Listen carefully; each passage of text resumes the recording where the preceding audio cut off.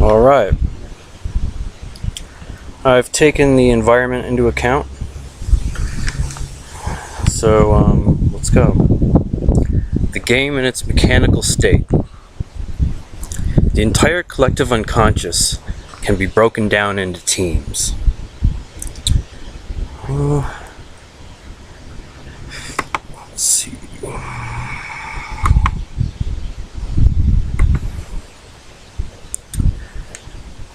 Religious identification: Agnostic, Christian, Nihlist, Buddhist, Hindu.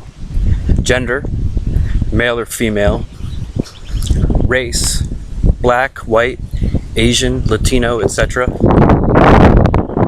Physical wealth: upper class, middle class, lower class. Sexual orientation: straight, bisexual, gay. Educational background: PhD, graduate, some college, high school, some high school, etc. The categories of the collective unconscious can be broken down further and further. Athletes, artists, professionals, parents, homeless, factory workers, and further. People who identify with music, exercise buffs, vegetarians, materialists, and further.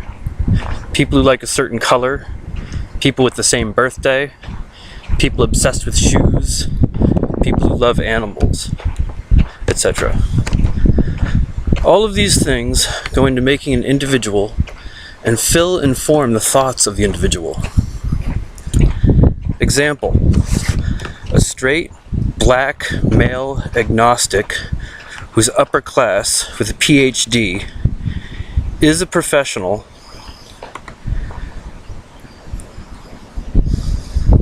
identifies with classical music, a favorite color blue.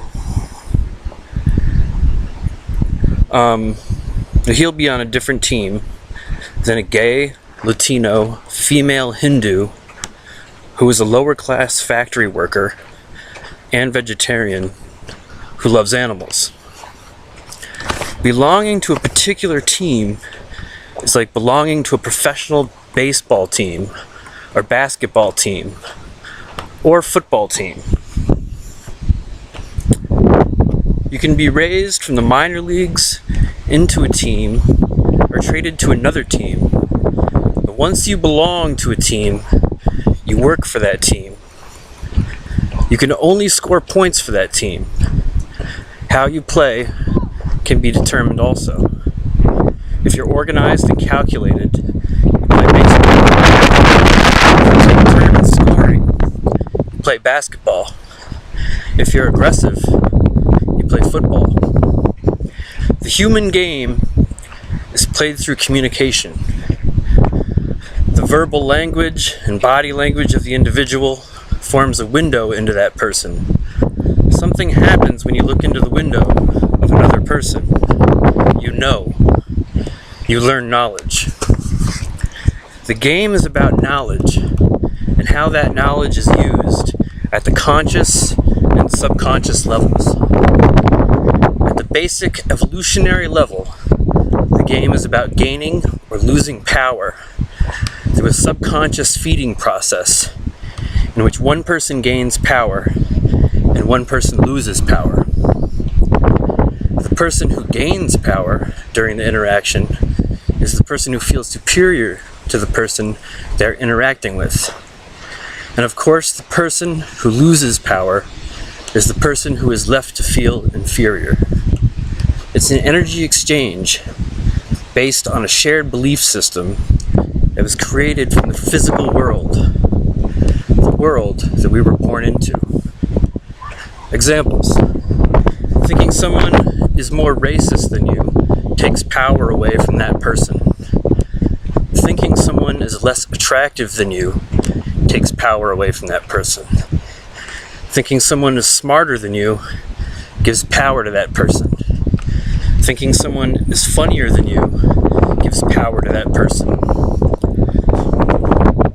I believe there is a moral code inherent in all religions that, if adhered to, can protect someone from the game.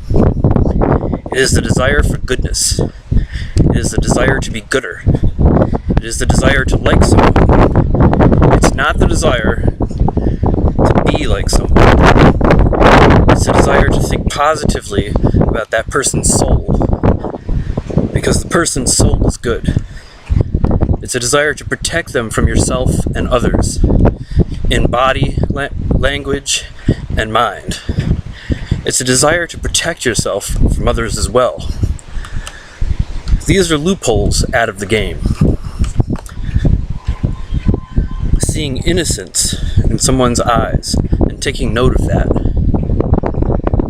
When feeling negativity during or after an interaction, taking time to determine how much and what kind of negativity came from you, and how much and what kind of negativity came from them.